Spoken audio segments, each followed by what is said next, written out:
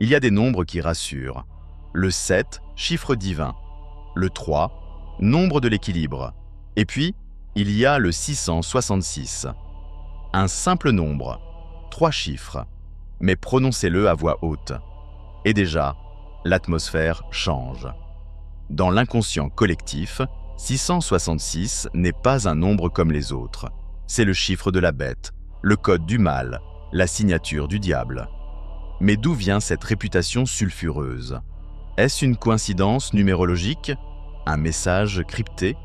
Ou un avertissement laissé par des scribes anciens pour désigner un mal bien réel et bien humain?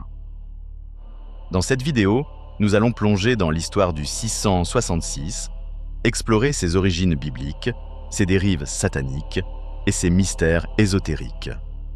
Oubliez ce que vous pensez savoir.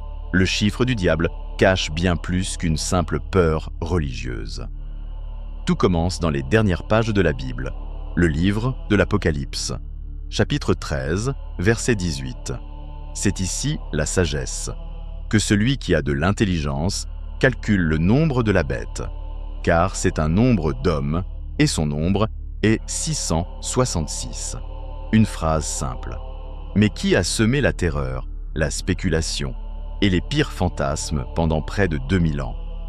Mais attention, Jean de Patmos, l'auteur de l'Apocalypse, ne parle pas d'un démon aux cornes flamboyantes. Il parle d'un nombre d'hommes. Et ça change tout, car derrière ce chiffre maudit, il y aurait un nom caché, un pouvoir politique, un empereur de chair et de sang.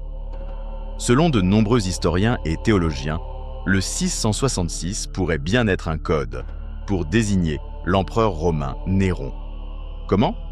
Grâce à une méthode antique appelée la guématria, qui attribue une valeur numérique aux lettres de l'alphabet. En hébreu, Néron César s'écrit Ner-On Kessar. Additionnez les lettres, 666. Une coïncidence? Pas vraiment. Néron était vu comme l'incarnation de la cruauté par les premiers chrétiens.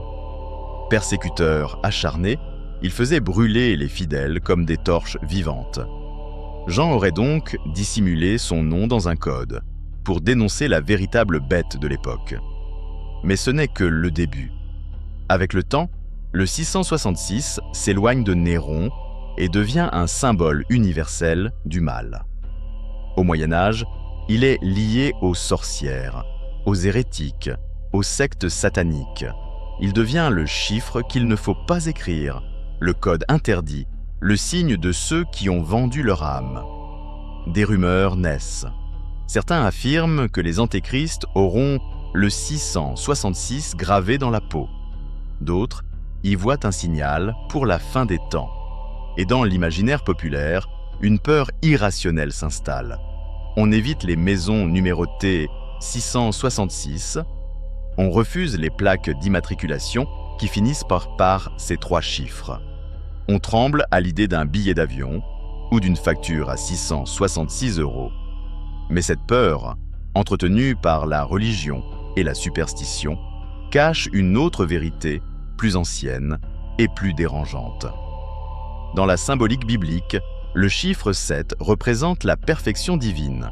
7 jours de la création, 7 sceaux de l'Apocalypse, 7 trompettes. Le 6, lui, est l'incomplet, l'humain, l'imparfait. 3 fois le 6, une trinité inversée, une parodie du divin. 666, c'est l'homme qui se prend pour Dieu. C'est l'arrogance des empires, des tyrans, des prophètes de malheur. C'est la technologie sans conscience, la foi sans compassion, le pouvoir sans sagesse. Et si ce chiffre ne désignait pas un démon, mais un miroir tendu à notre propre hubris?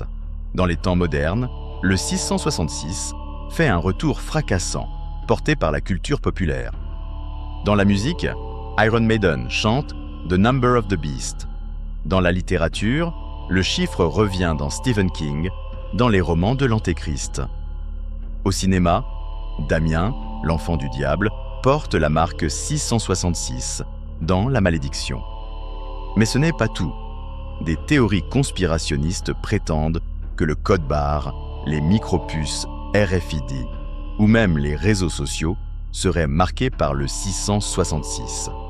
Des chiffres, des traits, des logos, parfois interprétés à l'extrême. Paranoïa? Peut-être. Mais révélateur d'une chose, le 666 continue de fasciner et d'inquiéter. En 2005, des chercheurs découvrent un ancien manuscrit du Nouveau Testament. Et à leur surprise, il n'est pas écrit 666, mais 616. Erreur de copie? Version alternative? Certains soutiennent que 616 serait en réalité la valeur correcte de Néron César, si on l'écrit dans une variante latinisée de l'hébreu. Cela relance les débats. Le chiffre de la bête est-il 666 ou 616? Les deux? Cela dépend du code utilisé et de celui qu'on veut accuser. Mais dans tous les cas, le message reste le même. La bête est parmi nous, et elle porte un nom humain. Et si 666 n'était pas une malédiction, mais un avertissement? Un symbole utilisé pour désigner l'oppression, la déshumanisation, la tyrannie. Pas un diable cornu, mais un système, une machine. Le 666 serait alors le reflet de notre monde quand il oublie l'âme, quand il sacrifie l'humain au profit du contrôle. La bête n'est peut-être pas un monstre. Peut-être est-elle en chacun de nous. Alors, faut-il avoir peur du 666? Peut-être pas. Mais il faut le comprendre, car ce nombre n'est pas qu'un mythe ou une superstition. C'est un code culturel, politique, spirituel. Il parle de nous, de notre histoire, de notre tentation à suivre des idoles de pouvoir et de domination. Et si le chiffre de la bête était simplement là pour nous rappeler de ne pas devenir la bête nous-mêmes?